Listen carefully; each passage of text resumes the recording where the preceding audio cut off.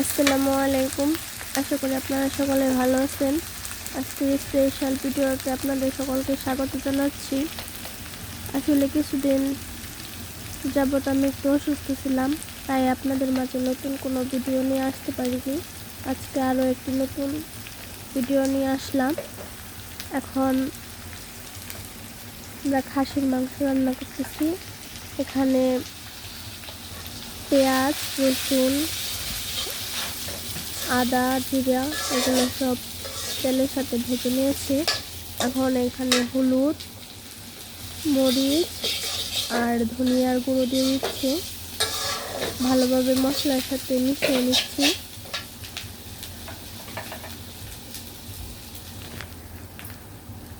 আবার একটু মরিচের গুঁড়ো দিয়ে দিলাম।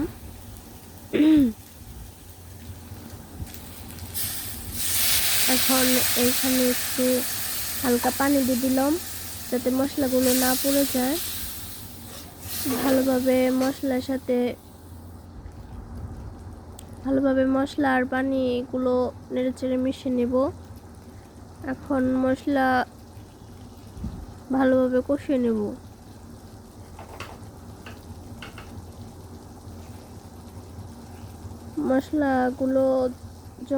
মশলা থেকে যখন তেল ছেড়ে দিবে তখন আমাদের মশলা কষানো হয়ে যাবে, তখন মাংসগুলো দিয়ে দিব। দেখেন এখন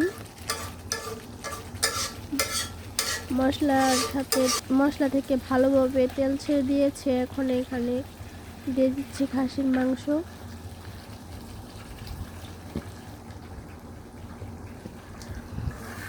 খাসির মাংসের সাথে মশলাগুলো ভালোভাবে নেড়েচেড়ে মিশিয়ে নেব।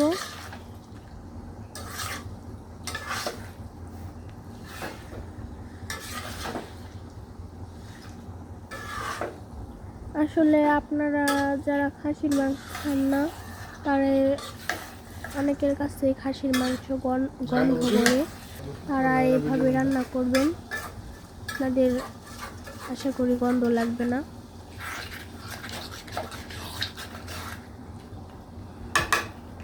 খাসির মাংস বেশিক্ষণ থেকে রান্না করা যাবে না, তাহলে যাতে খাসির মাংস থেকে যে এক্সট্রা গন্ধ ওটা ইয়া হয়। এখন এই যে হালকা একটু ঢাকনা দিয়ে ঢেকে দিয়েছিলাম, এখন ঢাকনা খুলে দেখে নিচ্ছি কীরকম অবস্থা। দেখেন অনেকটাই কিন্তু কষানো হয়ে গেছে। আরও ভালোভাবে অনেকক্ষণ কষিয়ে নিতে হবে।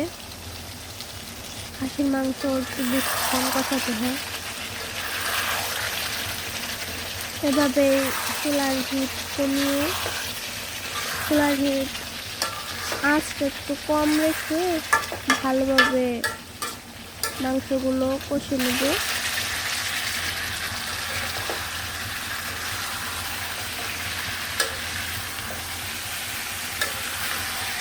এভাবে অনেকক্ষণ কষিয়ে নেবেন আপনারা। খাসির মাংসটা একটু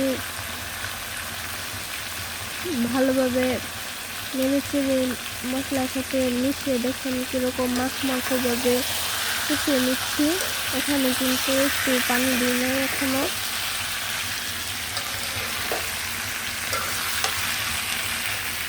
এভাবে আরও কিছুক্ষণ কষিয়ে নেব।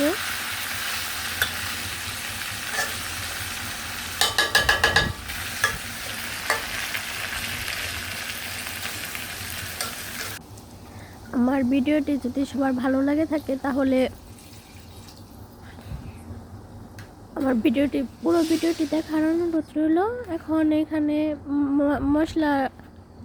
মাংস কষানো হয়ে গেছে। এখন একটু পানি দিয়ে সামান্য একটু পানি দিয়ে দিলাম। আসলে আমার কয়েকদিন যাবত একটু ঠান্ডা জ্বর, তো সেজন্যে মাঝে মাঝে গলাটা একটু হয়ে যায়, আপনারা একটু মানিয়ে নেবেন।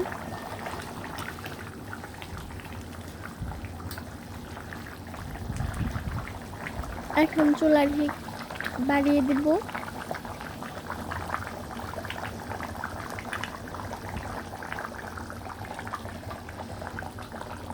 চুলার হিটটা বাড়িয়ে দিয়ে আর কিছুক্ষণ রান্না করব। এখন 10-15 মিনিট পরে আবারও ফিরে আসলাম। দেখেন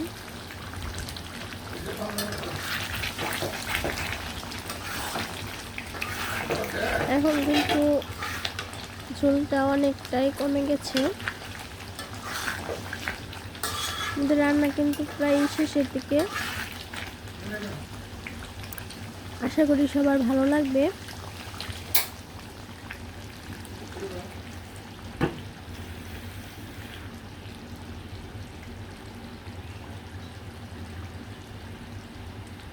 আমরা খাসির মাংসের মধ্যে বেশি ঝোল রাখবো না। রান্না কিন্তু প্রায় শেষ। ধন্যবাদ সবাইকে।